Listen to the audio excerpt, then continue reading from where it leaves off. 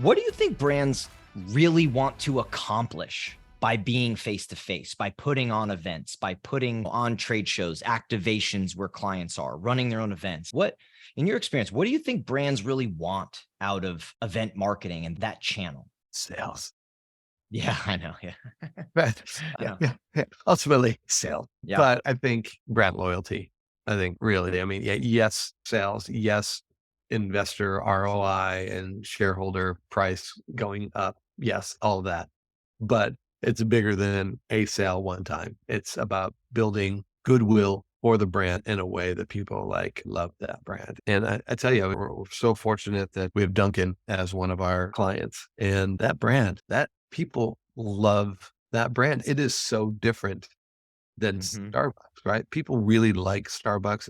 People that are maybe fans of Starbucks and will go and make sure they get their Starbucks every day. But the fanatical nature, and maybe it's because they're a Boston-based company and that's in the Yeah. DNA of Boston, but the fanatical nature in which people love that brand, Mhm. even if on occasion they get their drink wrong or their order wrong or whatever, the brand love never wavers for somebody like that. And there's that, I think that's really what so many of these brands are really chasing is how do we build brand loyalty? How do we build brand love? And you look at somebody like Dunkin', which has really been authentically and organically that love has just grown from their client base, right? And just think about it. How do you think a company builds that? I'm from the Northeast. I know exactly what you're saying. I think there's some people that wouldn't understand. Like everybody loves your what you're saying is spot on. Like the way people feel about Dunkin' Donuts is unbelievable in Right. some parts of the country. It's actually weird in my opinion, because I don't think it's that great. And I grew up in the Northeast. But anyway, how did they build that? One. And then how for a new company, a bigger brand on the rise, how do they use events to build that loyalty, to build what I view as this feeling you have towards a brand, right? If I said David Nike, you could tell me what you feel, what you think. We work with Publix, huge grocery store in the Southeast. And when Yep. you talk to people and you ask them about Publix, you say, get a lot of the same answers about what they feel about them. So you have to build this feeling. How do they do that? Yes, I think it's meeting your audience where they are. And I think a lot of these brands started as something small and local. You think about how Nike Mhm. started as small and local and was hyper focused on certain athletes and creating something that was different and meeting people where they're at. And I think that is the biggest challenge with a lot of companies today because companies that started 30 years ago, 40 years ago, 60 years ago, I think they had no idea of the global juggernauts that they were going to become, right? Yeah. Now you have brands starting in the last 10, 15 years that day one is how do we become a global juggernaut, right?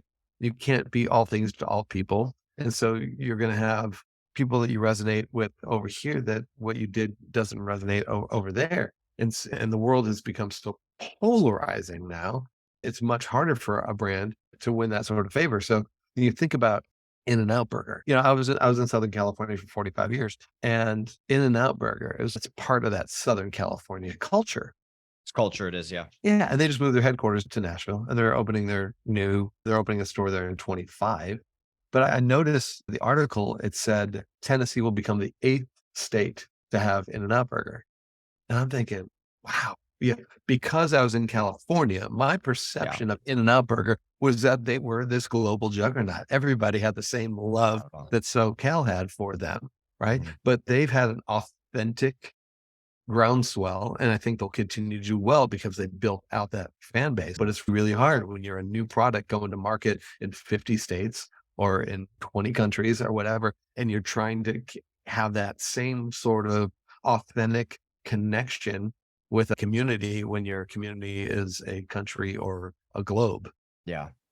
You know what I like? So this is bringing back to us talking originally about brands, about being authentic. I love that you use that term, right? And we are talking about millennials and Gen Z being the buyers. And now with the technology in their hand, they can sniff anything out. But what it makes me think too is as a brand, being authentic to me is, do you have a mission? Do you have a purpose? Is there a reason? Is it just, you just love burgers so much, right? Right. Whatever it may be, it makes me think about like when we go through our process with our clients, one of our big pieces, one of our check boxes is just this box. It's brand.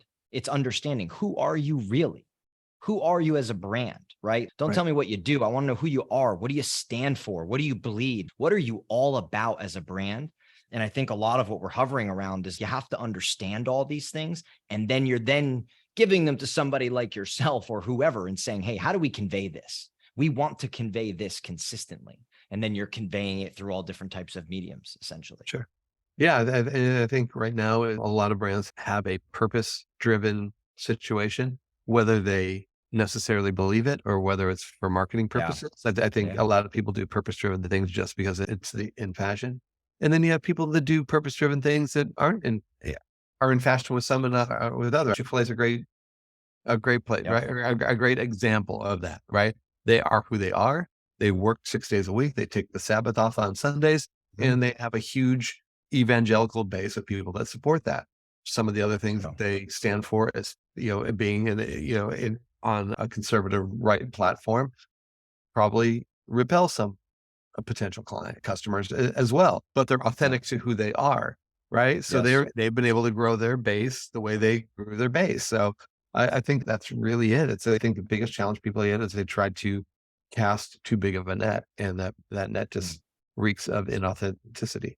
Yeah. And I like we said about the purposes, like where I think particularly when you're working with a brand or talking to a brand is like, it's not always just about your purpose or your mission, where for every 20 pairs of socks, you donate 3 or something. It's not Right. just that. It's who are you at your core as a business? It's like asking a person, who are you deep down? What are you really all about? What do you believe? When it's as a business, you have to establish what that is.